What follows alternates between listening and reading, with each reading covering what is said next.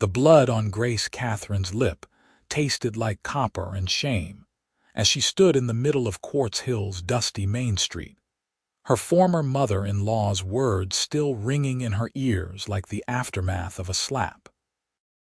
It was August 1883, and the California sun beat down mercilessly on the small mining town nestled in the Mojave Desert. But Grace felt colder than she had ever been in her 23 years of life. The divorce papers had been finalized 3 days ago, and already the town had turned against her with a viciousness that took her breath away. Divorce is the devil's work.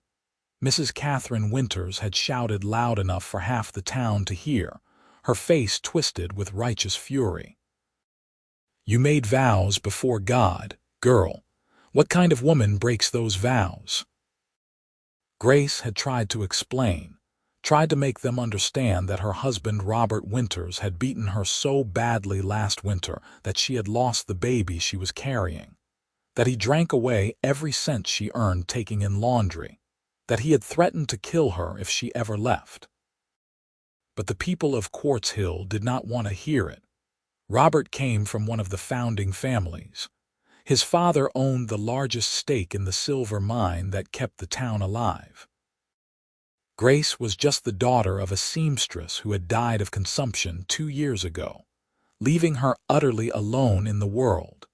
She walked back to the tiny room she rented above the general store, her head held high even as she heard the whispers following her like a funeral procession. 3 women actually crossed to the other side of the street to avoid her, their skirts kicking up dust as they hurried away. Grace climbed the narrow stairs with legs that felt like lead, unlocked her door, and finally allowed herself to collapse onto her thin mattress and weep. She had done the right thing. She knew she had, but knowing it did not make the loneliness any easier to bear. The next morning, Grace woke before dawn as she always did and prepared for another day of taking in laundry. It was back-breaking work that left her hands raw and her back aching, but it was honest work and it was hers. She had just finished pinning up the first load of wash on the line behind the general store when she heard boots crunching on the gravel behind her. "You are Grace Katherine?" A male voice asked, deep and measured. Grace turned to find a man she had never seen before standing a respectful distance away, his hat in his hands. He was tall and lean, with sun-weathered skin and dark hair that needed cutting. His eyes were an unusual shade of gray-green, like sage in the early morning light. He wore the practical clothes of a working cowboy, dusty denim and a faded blue shirt, and a gun belt sat low on his hips. But what struck Grace most was the expression on his face. There was no judgment there, no condemnation, just a quiet assessment and something that might have been concern. "I am," Grace said carefully, wiping her wet hands on her apron. "Who is asking?" "My name is Yates Brennan," he said. "I am the new foreman at the Double J Ranch, about 10 miles west of town. I heard you take in laundry and mending, and the men at the ranch are in desperate need of both. Would you be willing to take on the work?" Grace studied him carefully, looking for the trap she was certain must be there. "You heard I take in laundry. What else did you hear about me, Mr. Brennan?" To her surprise, Yates Brennan met her eyes steadily. "I heard you had the courage to leave a bad situation, and that the people in this town are too small-minded to see it for what it was." Grace felt something crack in her chest, some hard shell she had built around her heart in the past 3 days. "You should know that people here think I am a scarlet woman now.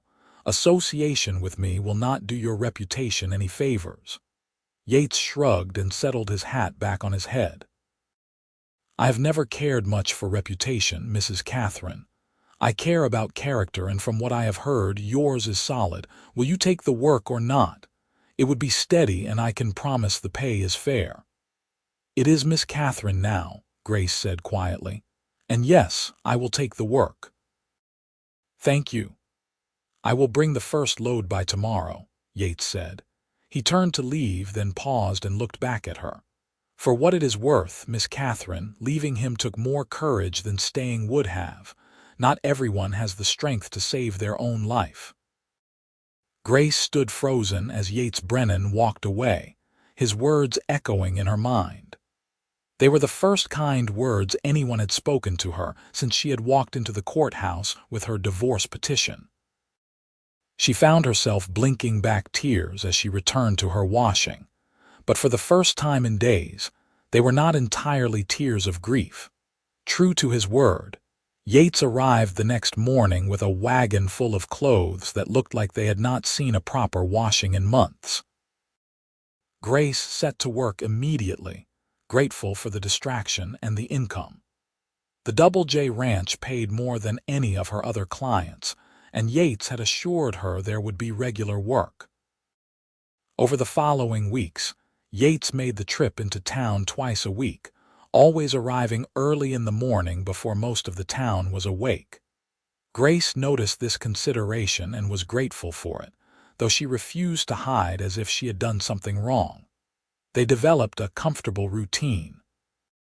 Yates would bring the dirty laundry and collect the clean, and they would exchange a few words about the weather or the ranch. He was not a talkative man, but when he spoke, his words were thoughtful and genuine. It was on a sweltering morning in late September when things shifted between them. Grace was hanging wash when she heard raised voices from the street.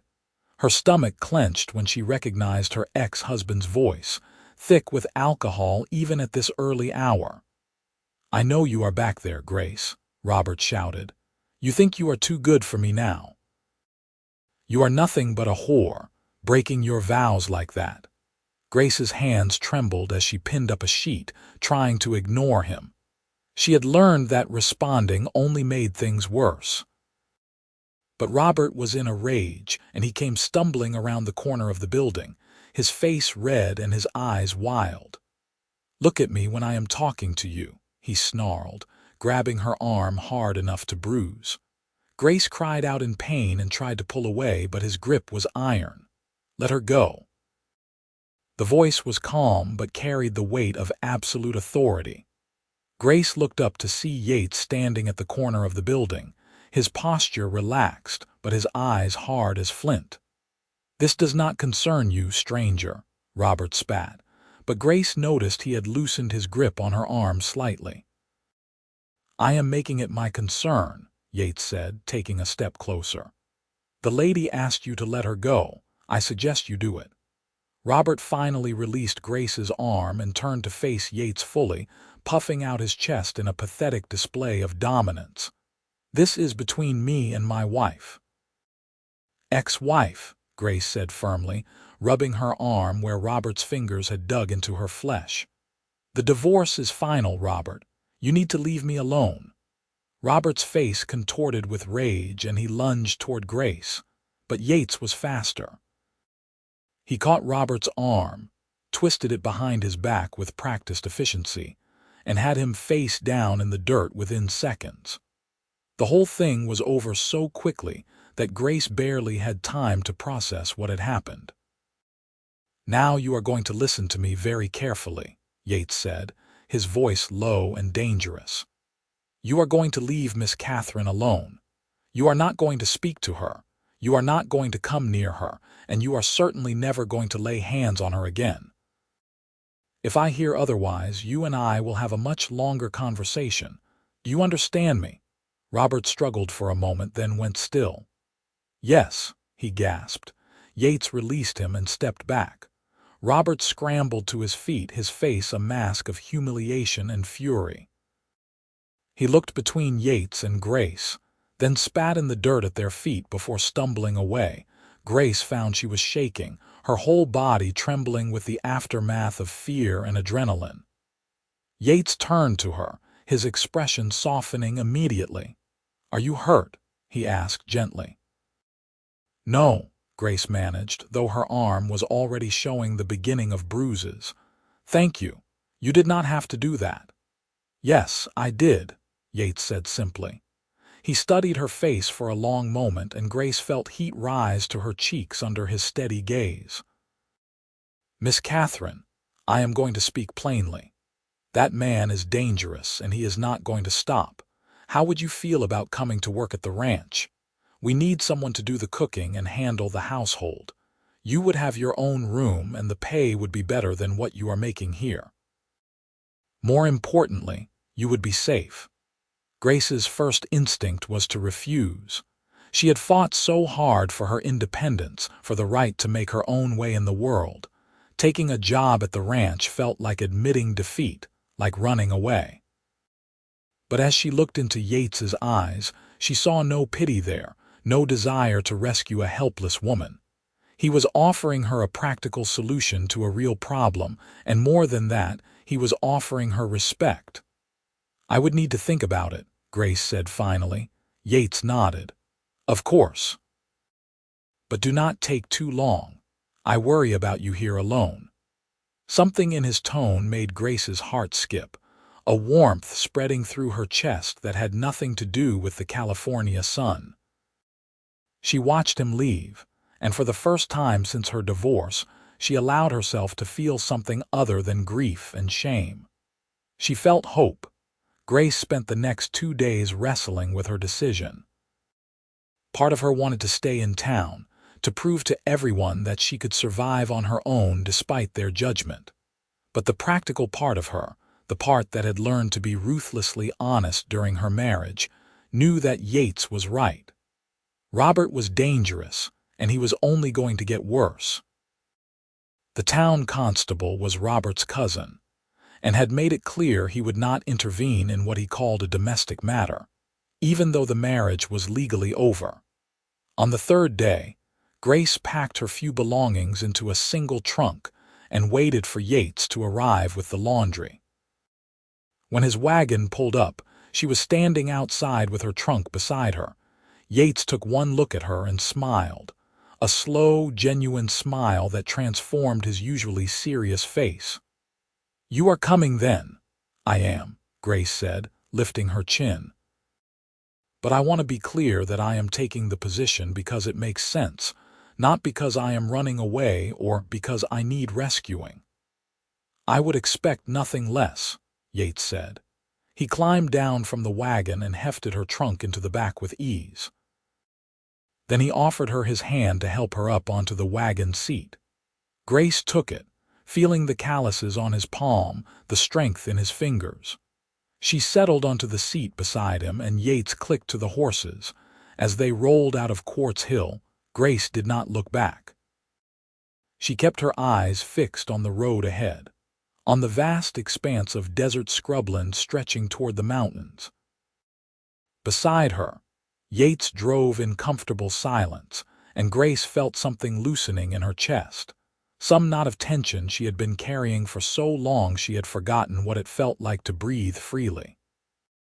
The Double J Ranch was larger than Grace had expected, a sprawling collection of buildings nestled in a valley with a creek running through it.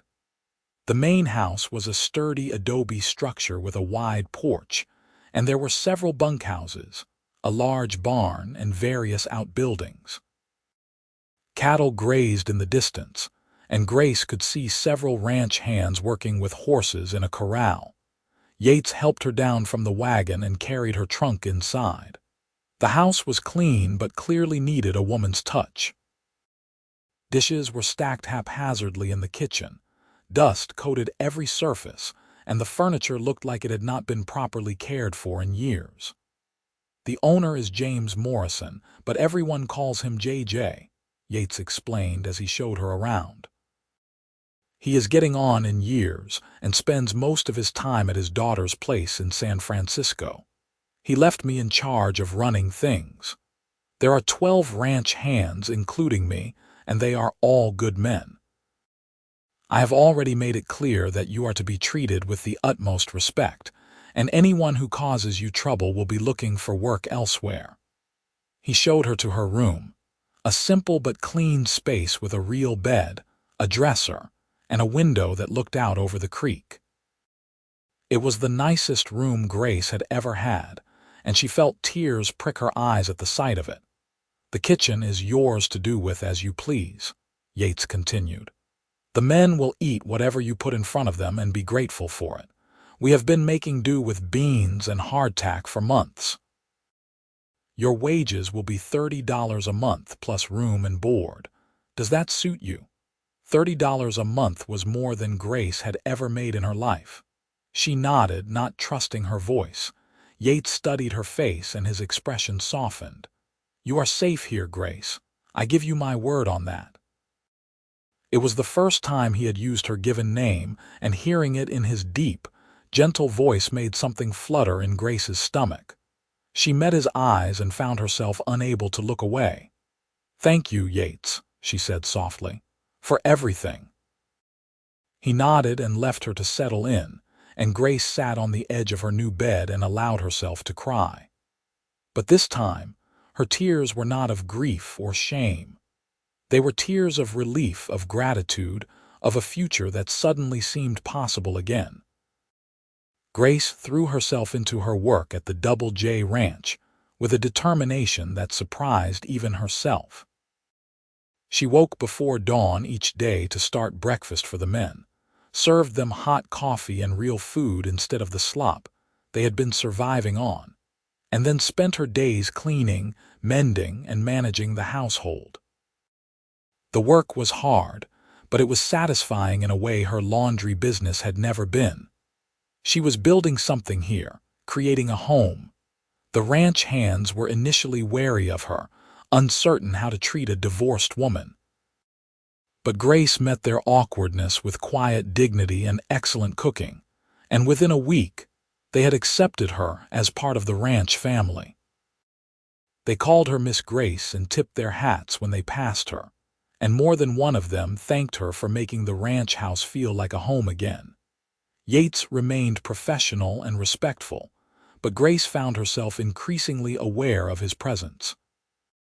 She noticed the way he moved, economical and graceful despite his size. She noticed how he treated the horses with gentle patience, and how the other men looked to him for guidance and approval. She noticed the way his eyes crinkled at the corners when he smiled, which was happening more and more often. She also noticed the way he looked at her when he thought she was not paying attention, a combination of admiration and something deeper that made her pulse quicken. It was mid-October when things shifted between them again. Grace had been at the ranch for 3 weeks, and the heat of summer had finally broken, replaced by cool, clear autumn days. She was in the kitchen preparing supper when Yates came in through the back door, his face troubled. "There is a storm coming," he said without preamble. "A big one by the look of the sky. I have sent the men to secure everything and bring the horses in from the far pasture. I need you to make sure all the windows are shuttered and bring in extra firewood. This is going to be a bad one." Grace had learned to trust Yates's judgment about ranch matters, so she immediately set to work. By the time the first drops of rain began to fall, the ranch was as secure as they could make it. The men huddled in the bunkhouses, and Grace and Yates retreated to the main house as the storm rolled in with terrifying speed. It was not just rain. The wind howled like a living thing, shaking the sturdy adobe walls and tearing at the shutters.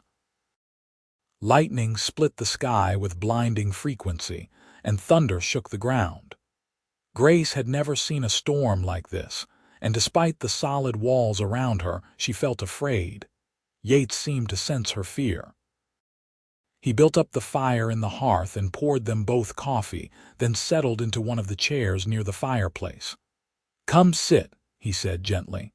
"The house has weathered worse storms than this. We are safe." Grace sat in the chair across from him, grateful for his calm presence. They sat in silence for a while, listening to the storm rage outside. Finally, Yates spoke. "Can I ask you something personal?" he said, his eyes on the fire. "Yes," Grace said, though her heart began to beat faster. "Why did you marry him?" Yates asked. "A woman like you could have had her pick of men. Why Robert Winters?" Grace was quiet for a long moment, considering her answer. "I was 19, she said finally. "My mother was dying and I was terrified of being alone. Robert seemed kind at first. He was handsome and charming and he promised to take care of me. I thought I loved him, or maybe I just loved the idea of not being alone." She paused, her hands wrapped around her coffee cup. "It was not until after we were married that I saw who he really was. The drinking, the rage, the violence. By then it was too late." "It is never too late," Yates said firmly. "You proved that by leaving." "The town does not see it that way," Grace said bitterly. "To them, I am a failure. A woman who could not keep her husband happy, who broke her sacred vows. They think I am selfish and sinful." Yates leaned forward in his chair, his eyes intense. "Do you want to know what I think?" he said. "I think you are the bravest woman I have ever met. Do you know how many people stay in situations that are killing them because they are too afraid of what others will think? Because they would rather die slowly than face the judgment of small-minded fools." He shook his head. "Leaving him took more courage than staying ever would have. You chose your own life over comfort and acceptance. That is not sinful, Grace. That is heroic." Grace felt tears streaming down her face before she even realized she was crying. No one had ever said anything like that to her. No one had ever seen her decision as anything other than a moral failure. To hear Yates, this strong, capable man, call her brave and heroic, was almost more than she could bear. She set down her coffee cup with shaking hands and buried her face in her palms, her shoulders shaking with sobs. A moment later she felt Yates kneel beside her chair, felt his hand gentle on her back. "I am sorry," he said softly. "I did not mean to make you cry." "You did not," Grace managed through her tears. "You said exactly what I needed to hear. You have no idea how much those words mean to me." Yates was quiet for a moment, his hand still resting on her back, warm and solid. "I think I have an idea," he said finally. "I know what it is like to be judged for doing the right thing." Grace looked up at him, wiping her eyes. "What do you mean?" Yates settled back on his heels, his expression distant. "I grew up in Texas," he said. "My father owned a plantation before the war. He was a cruel man, especially to the slaves who worked his land. When I was 18, I helped 3 families escape north. My father caught me and disowned me on the spot, told the whole county I was a traitor and a thief. I left Texas and never went back. I have been moving from ranch to ranch ever since, never staying anywhere too long." He met her eyes. "So yes, Grace, I know what it is like to do the right thing and be punished for it. And I know how much it means when someone finally understands." Grace stared at him, seeing him with new eyes. This man who had shown her such kindness had been carrying his own burden of judgment and shame. They were both refugees from their own pasts, both trying to build new lives from the wreckage of old ones. "Thank you for telling me that," Grace said softly. "And thank you for understanding." Yates reached up and gently wiped a tear from her cheek with his thumb. The gesture was so tender, so intimate that Grace felt her breath catch. Their eyes met and held, and Grace felt the air between them change, charging with possibility. "Grace," Yates said, his voice rough, "I need to tell you something." "Yes," Grace whispered, her heart pounding. But before Yates could speak, a tremendous crash of thunder shook the house, followed immediately by the sound of splintering wood. They both jumped to their feet and rushed to the window. Through a crack in the shutters, Grace could see that a large tree had come down, narrowly missing one of the bunkhouses. "I need to check on the men," Yates said, already moving toward the door. "Stay here where it is safe." He was gone before Grace could respond, disappearing into the storm. She paced the kitchen anxiously, listening to the wind howl and imagining all manner of disasters.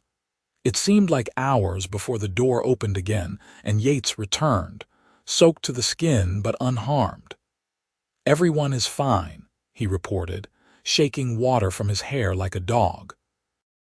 "The tree missed the bunkhouse by about 3 feet. We are lucky." Grace rushed to get him a towel and dry clothes, fussing over him in a way that felt natural and right. Yates changed by the fire while Grace made more coffee and heated some stew. They ate together in comfortable silence, the storm gradually losing its fury outside. "What were you going to say?" Grace asked finally. Before the tree fell, Yates set down his bowl and looked at her steadily. "I was going to say that you have become very important to me. More important than is probably wise, considering you have only been here 3 weeks. But I am not a man who plays games or hides his feelings. I care about you, Grace, more than I have cared about anyone in a very long time."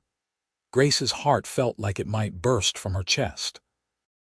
"I care about you too," she admitted. "But Yates, I have only been divorced for 2 months. What if this is too fast? What if I am just lonely and confused?" "Then we will take it slow," Yates said simply. "I am not going anywhere, Grace. I have spent years drifting from place to place, never putting down roots. But this ranch, this life, and you have made me want to stay. So we will take all the time you need. I will wait." Grace felt tears prick her eyes again, but this time they were tears of joy. "I do not want to wait," she found herself saying. "I wasted 4 years of my life in a marriage that nearly destroyed me. I do not want to waste any more time being afraid."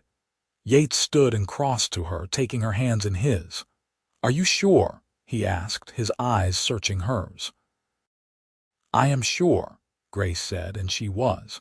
This was nothing like what she had felt for Robert. This was real and solid and good. This was a man who saw her clearly and valued her strength instead of trying to break it. This was a man who made her feel safe and cherished and whole. Yates lifted her hands to his lips and kissed them gently. "Then I have one more question for you," he said. "Will you let me court you properly? I want to do this right, Grace. You deserve romance and respect and all the things you should have had the first time." Grace smiled, a real, genuine smile that felt like sunshine breaking through clouds. "Yes," she said. "I would like that very much." The storm raged on outside, but inside the ranch house, Grace felt only warmth and happiness and the beginning of something beautiful. True to his word, Yates courted Grace with old-fashioned respect and genuine romance. He left wildflowers on her pillow, took her on rides through the desert to show her hidden springs and ancient rock formations, and talked with her for hours by the fire about everything and nothing. He introduced her to the constellations on clear desert nights and taught her to read the weather in the sky. He listened when she talked about her dreams and fears, and he shared his own in return. The other ranch hands quickly figured out what was happening between their foreman and their housekeeper, but none of them objected. It was clear to everyone that Yates and Grace belonged together, 2 wounded souls who had found healing in each other. As autumn turned to winter, Grace felt herself falling deeply, irrevocably in love. It was nothing like her first marriage. With Robert, she had been swept along by his charm and her own desperation. With Yates, she was choosing every day to open her heart, to trust again, to believe that love could be kind and gentle and good. Yates never pushed her, never demanded more than she was ready to give. He kissed her for the first time in November, a soft, sweet kiss under the stars that made Grace feel cherished and safe.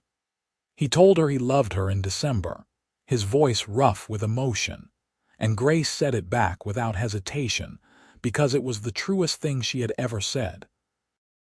On Christmas Eve, they sat together on the porch of the ranch house, wrapped in blankets against the cold desert night. The ranch hands had gone into town for the holiday, leaving them blissfully alone. Grace leaned against Yates's shoulder, breathing in the scent of him, feeling more content than she had ever felt in her life.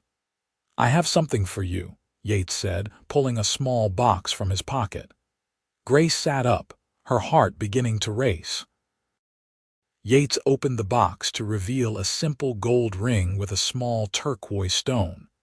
"It was my mother's," he said quietly. "The only thing I took when I left Texas. Grace Katherine, I know we have not been together long, but I also know that you are the woman I want to spend the rest of my life with. Will you marry me?" Grace looked at the ring, then at Yates's face, earnest and hopeful in the moonlight. She thought about how far she had come in the past 6 months, from a terrified woman fleeing an abusive marriage to a woman who knew her own worth and strength. She thought about how Yates had seen her courage when everyone else saw only sin. She thought about the life they could build together, full of respect and partnership and love. "Yes," she said, her voice strong and sure. "Yes, I will marry you." Yates slipped the ring onto her finger, and it fit perfectly. He pulled her into his arms and kissed her, and Grace felt like she was finally home. They were married in February 1884, on a clear, cold day when the desert was in bloom. It was a small ceremony at the ranch with the ranch hands as witnesses and the circuit preacher presiding. Grace wore a simple blue dress she had made herself, and Yates wore his best suit, looking handsome and nervous and happy. When the preacher asked if anyone objected to the union, Grace held her breath, half expecting Robert or some other voice from Quartz Hill to shout out. But there was only silence and the sound of the wind through the sage. "I do," Yates said when it was his turn, his voice clear and strong. "I do," Grace echoed, meaning it with every fiber of her being. When Yates kissed her as his wife, Grace felt tears streaming down her face. But they were tears of joy, of relief, of gratitude for this second chance at happiness. The ranch hands threw them a celebration that night, with music and dancing and more food than any of them could eat. Grace danced with Yates under the stars, his arms strong around her, and thought about how miraculous it was that suffering could lead to joy, that endings could become beginnings, that shame could transform into pride. "I love you, Mrs. Brennan," Yates whispered against her hair. "I love you too," Grace said, and she had never meant anything more. They settled into married life with an ease that surprised them both. Grace continued to manage the ranch house, but now she did so as the foreman's wife, a position that carried its own authority and respect. Yates continued to run the ranch with skill and fairness, earning the loyalty of both the men who worked for him and the owner who had entrusted him with the operation. In March, they received word that James Morrison wanted to retire completely and was looking to sell the Double J Ranch. Yates and Grace stayed up late into the night, talking through the possibilities. They had saved money, but not nearly enough to buy a ranch this size. However, Yates had a reputation as an excellent foreman, and with Grace's management skills, they had turned the ranch into one of the most profitable operations in the region. Yates approached several banks and investors, and after weeks of negotiations, they managed to secure the financing they needed. In May 1884, Yates and Grace Brennan became the owners of the Double J Ranch. It was terrifying and thrilling in equal measure, the weight of responsibility balanced by the joy of building something that was truly theirs. Grace threw herself into making the ranch not just profitable, but a real home. She planted a garden, raised chickens for eggs, and even convinced Yates to let her try her hand at breeding horses. Yates supported her in everything, treating her as a true partner in both business and life. News of their success reached Quartz Hill, and Grace occasionally heard reports about her former life there. Robert had apparently lost his job at the mine due to his drinking and had left town in disgrace. His mother, the woman who had cursed Grace in the street, had died of influenza. The people who had shamed Grace now spoke of her with a mixture of resentment and grudging respect. Some even tried to repair the relationship, but Grace had no interest in returning to a place that had treated her so cruelly. Her life was here now, at the ranch with Yates. In September, Grace discovered she was pregnant. The news filled her with both joy and terror. She had lost a baby during her marriage to Robert, and the memory of that pain was still sharp. But Yates held her close and promised that this time would be different, that she was healthy and safe and loved. "We are going to do this together," he told her. "And no matter what happens, we will face it together." Grace's pregnancy was blessedly uneventful. She continued to work as long as she was able, with Yates and the ranch hands taking over her heavier duties without complaint. The men treated her with a protective gentleness that touched her heart.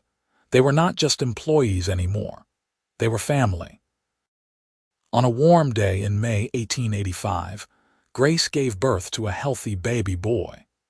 They named him James, after the man who had sold them the ranch, with the middle name Courage, for the quality that had brought Grace and Yates together. When Yates held his son for the first time, Grace saw tears streaming down his weathered face.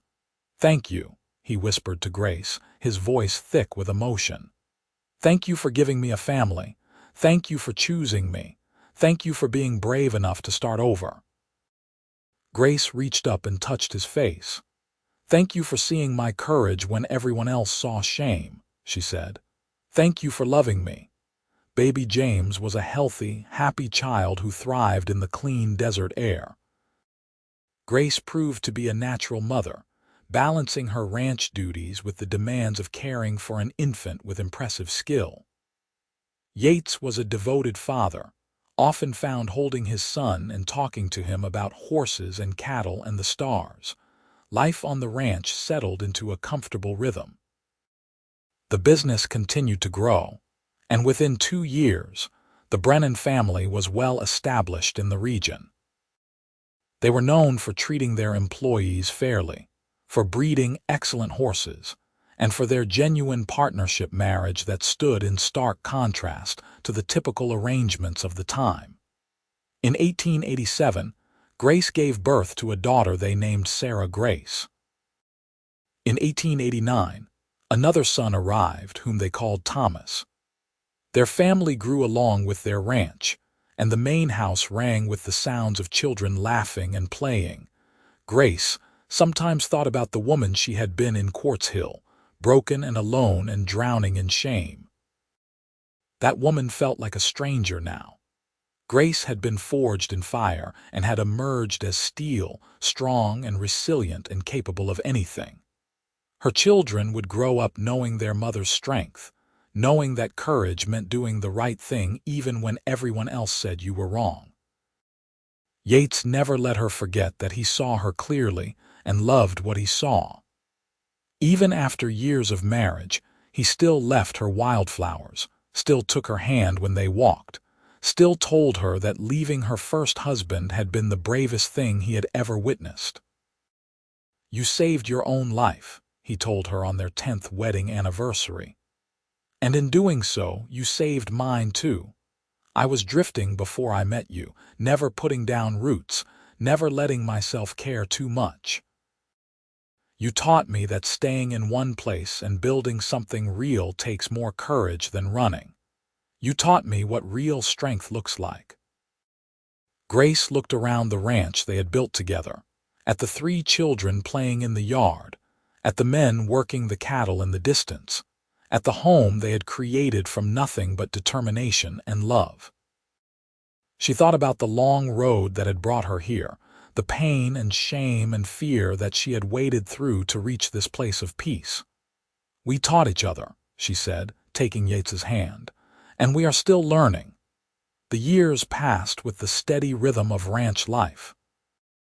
Their children grew strong and healthy, learning to ride and work cattle and manage the business side of ranching. James, their oldest, proved to have his father's quiet strength and his mother's steel backbone. Sarah Grace was fiery and independent, determined to prove she could do anything her brothers could do. Thomas was gentle and thoughtful, more interested in books and numbers than horses, and his parents encouraged his interests without reservation. Grace occasionally received letters from women in similar situations to her own, women who had heard her story and wanted advice about leaving their own abusive marriages. Grace always wrote back, sharing her experience and encouraging them to choose their own safety and happiness over society's expectations. She and Yates even provided refuge for several women over the years, giving them work and protection until they could stand on their own. In 1895, the state of California began discussing reforms to divorce laws, making it easier for women to leave abusive situations. Grace was invited to testify before the state legislature about her own experience. She stood before those powerful men and told her story clearly and without shame, her husband beside her for support. "Divorce is not the easy way out," she told them. "It is the hard way forward. It takes more courage to leave a bad situation than to stay in it.